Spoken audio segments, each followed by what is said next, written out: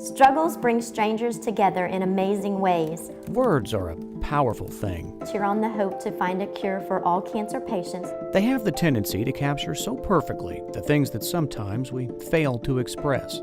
Emotions, thoughts, even memories. I have a lot of great memories with these boys. Words come easy for Darla Hall. And I just wrote thoughts down as I went along. For her, it's not telling a story, it's remembering a journey. He never fussed, never cried, never whined, just happy. Hunter Alexander was 9 years old when he started waking up with headaches and nausea. A sinus infection, doctors said, gave him antibiotics, but the headaches continued. And that's when the doctor said, let's get a CAT scan. There it was, a mass on Hunter's brain, medulloblastoma. Parents Scott and Gina couldn't believe it. First of all, as a parent, why my son? Surgery removed it, but it was too late. The cancer had spread. Radiation followed, 36 treatments with chemo once a week. Like, he never said, I hate this, or why me, or, I mean, it was, he just took it one step at a time. But then came the day when Hunter couldn't take another step. Gina asked him if he was scared to go back to the ICU. He said no. And she asked him, was he scared to die? He said no. Through everything, Hunter stayed strong. From the night he was diagnosed, to the night he passed away, that's the kind of strength that Hunter showed. He was my baby. He actually looked me in my eyes and said, I think your son's making this up to get out of school. It's not what Jasmine Davis wanted to hear from a doctor. For days, her 6-year-old son Ryan had been projectile vomiting.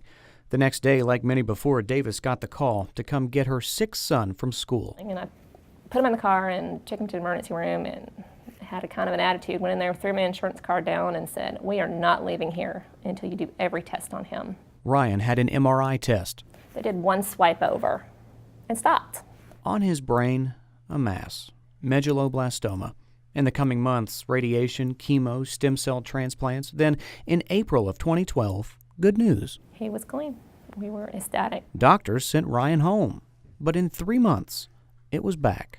And he asked me, he goes, Mama, am I going to die? Why are you crying? Did they find something? And I can't lie to him. And I said, yes, babe, they found it. 2 tumors, both inoperable. Davis remembers 7 months later at the very end, holding her son. And he had one little tear that fell down, and he took one little breath, and it sounded just like a baby, and he went, that was it. It was beautiful. He left the world the same way he came in, on my chest. Struggles bring strangers together in amazing ways. The smallest thing can make strangers become family. Darla Hall is about to show you how that smallest thing can and will be the power of words.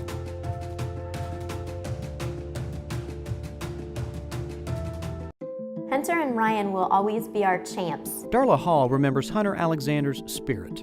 I think it was just his genuine love for life. And Ryan Kitchens, his glowing personality. He is a funny kid. He was hilarious. Her relationships inspired Angels Yell Roll Tide. Her book about Ryan, about Hunter, their love for life and family, and their passion for Alabama football. Once he decided that Alabama was the team for him, he was everything about Alabama. He loved it.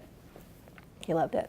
For Ryan, it was extra special. The SEC hooked him up with front row tickets to the 2012 SEC championship game.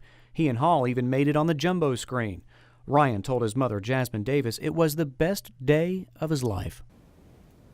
It was my best day of my life, too. He was so happy. Never seen him that happy before. About a month later, the day of the national championship game between Alabama and Notre Dame, Ryan was lying in a hospital bed. Bad turned to worst. He coded, died in his mother's arms. Nurses couldn't do anything. He was do not resuscitate. Then after a minute, a miracle. He came back on his own. Davis says there was apparent brain damage, but it didn't matter to Ryan. He just wanted to watch the big game and cheer for his best friend, Alabama quarterback A.J. McCarron. He would hold his hand over his eye and goes, I see number 10. I see my AJ. Almost 900 miles away from Miami, tucked in a hospital bed in Huntsville, Ryan watched his Tide roll over the Irish 42-14. I really think it just gave him something to look forward to every day. Hall says the book, more than anything, a window into the lives of two special boys who gave so much life to those that knew them. They've touched so many people's lives that now the memories that we've created for their families are still there, and those families can hold on to these memories. Memories that now live on pages. Look at there, just memories. Amazing memories. Memories so perfectly put into words.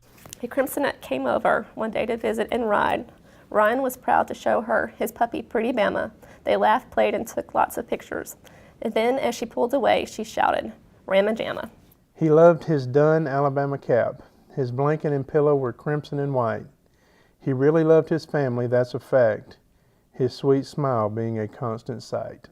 Words from Darla Hall.